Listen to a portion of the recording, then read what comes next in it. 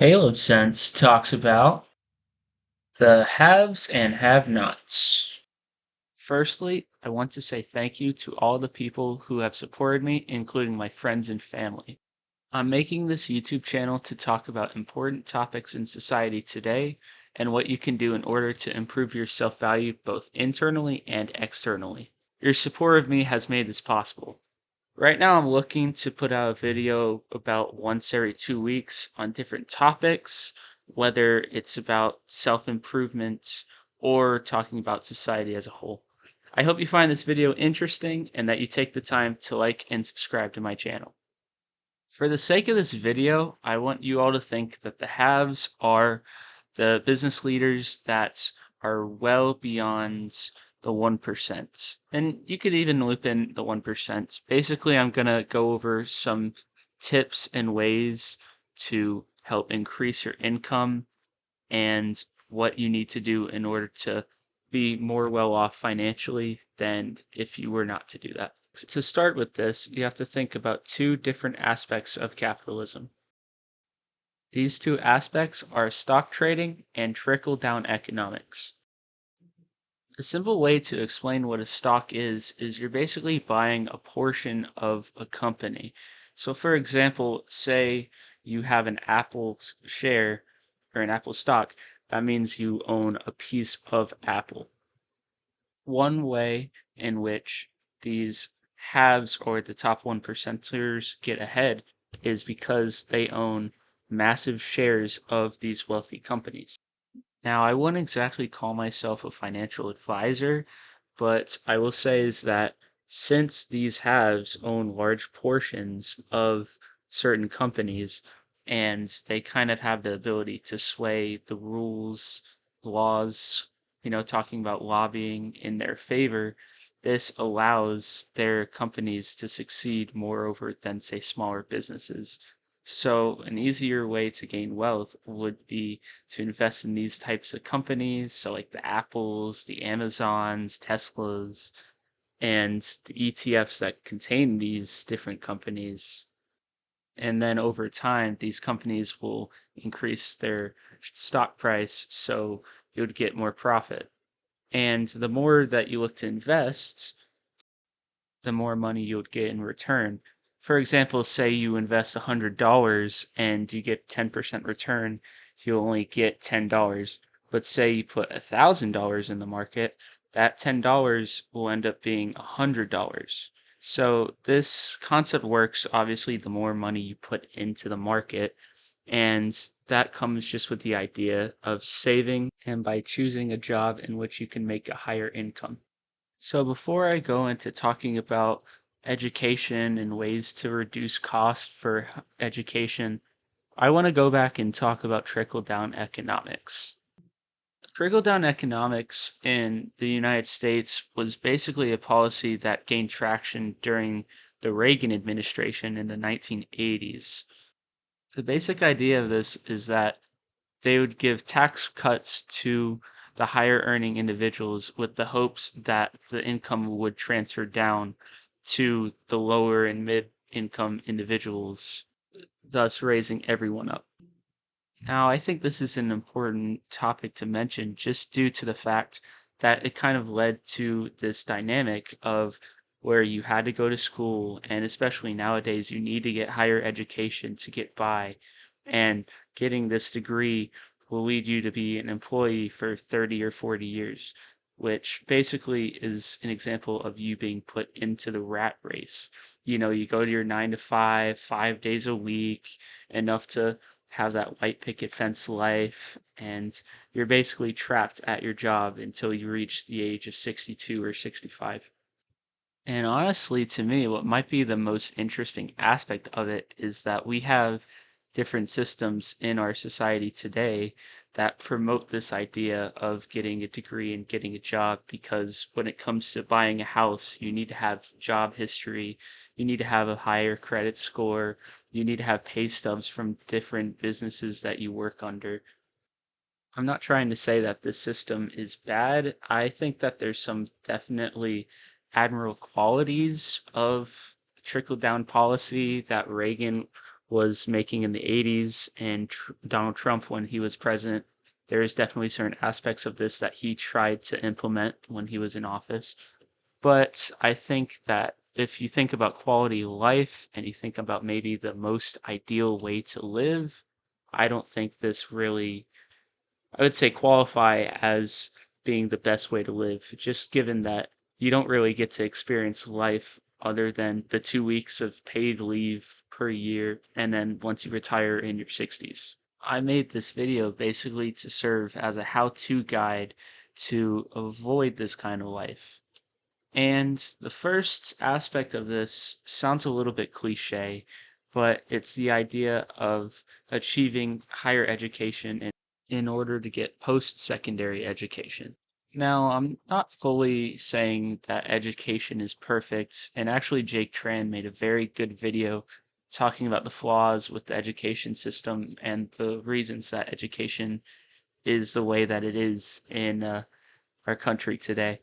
I believe that people have this idea that education is flawed because I think that there's so much more behind education that should be more than rote memorization and discipline.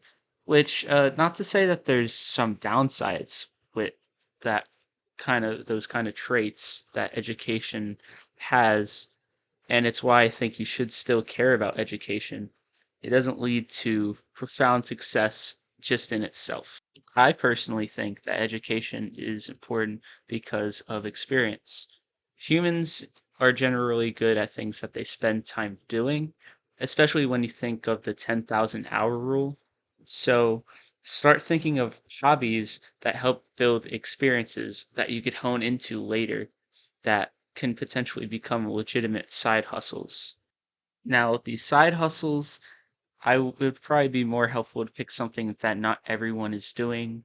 So I'm not one to say, oh, you should all be Twitch streamers and all go on YouTube to make Let's Plays for video games. But having these different hobbies helps you fall in love with the idea of learning and with growing as a person, which I think will be beneficial for whether you actually want to go and explore and become an entrepreneur or whether you stay as an employee. Now, let's go back to the idea of talking about education, and most notably, college education. Now, I'm sure it comes as no surprise to many of you that college is getting expensive. In fact, a lot more expensive. Since 2000, the cost for tuition and fees for college has jumped by almost 70%. And with this, there's a record number of people who have student loan debts. So, a way to kind of help jumpstart your future success would be to limit student loan debt. Now, some ways to do this is to go to community college for the first 2 years, taking APs in high school. And I really want to kind of focus on the community college aspect because around 60 to 80% of college students change their major during the college career, which would lengthen their time to go to college. And I'm sure some of you have heard the kind of cliche thing that most students go through 3 majors, and I'm kind of a perfect example. I had 3 different majors. I was in college for 5 years. I had close to like 200 credits by the time I graduated from college and education, and even then, not many people use their degrees that they received from college. As you can see, only 46% are in a field related to their college degree, with only 27% having a job that closely relates to a student's degree. However, like I mentioned earlier, it's important to get a college degree because of the stark differences in income between those who have a college degree versus a high school diploma. Now, I expect this gap to decrease given the rise of technical college and the need for more blue collar workers, but the concept still is important to practice, and saving as much money when it comes to tuition helps with doing that. Now, here's a list of some fields that pay pretty well, and anything related to STEM would pay very well. And, well, you guys could read the chart, but so it's important to pick a field that you'd get a lot of income in, and then there's the idea of limiting expenses. Now, there's a personal finance rule that helps when it comes to being wise with your money, and it's called the 50/30/20 rule. And basically, it's 50% of your income goes to your needs, 30% goes to wants, and the other 20% goes as savings. Now, you could obviously be far more aggressive with this if you want, and the ways that you could do this is say you live at home for a few years longer, or you look to go to a place that has a lower rent in order to save. Or, like, for example, this past year, for most of this past year, I said I was a teacher. I only made like 48,000 a year, and I saved close to half of that and invested that.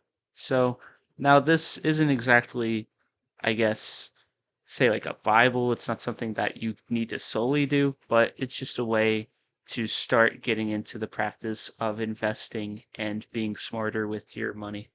Another kind of personal way that I think about things is you kind of incorporate money with time. So, for example, say you make $20 an hour after taxes, and there's this nice video game you want to buy or something that's $60. So you think, oh, is this worth 3 hours of my time, or 3 hours of my working time? And usually go by that, and it would help you to stay more frugal and focus on the idea of saving. So, as much as it's important to limit your expenses, and that's why I spent a good portion of this video talking about, it's obviously easier to raise your income instead. And so this is where the higher quality hobbies that I mentioned earlier in this video come into play. So the more that you spend researching and investigating about certain topics, the more you become an expert. And then you use these different hobbies in order to help kind of add to your income from your actual working job. With the higher paying job that you got, you could use this capital, this income, in order to actually bet on yourself and go into, say, a field that isn't really matching what you went to school for, but it's something you're really passionate about and really interested in. And that's how you get out of the rat race. That's how you focus on becoming a have instead of a have not. I hope you enjoyed this video. Like and subscribe to Calebsense either on the YouTube. I have an Instagram account as well at Calebsense. And good luck. Take it easy.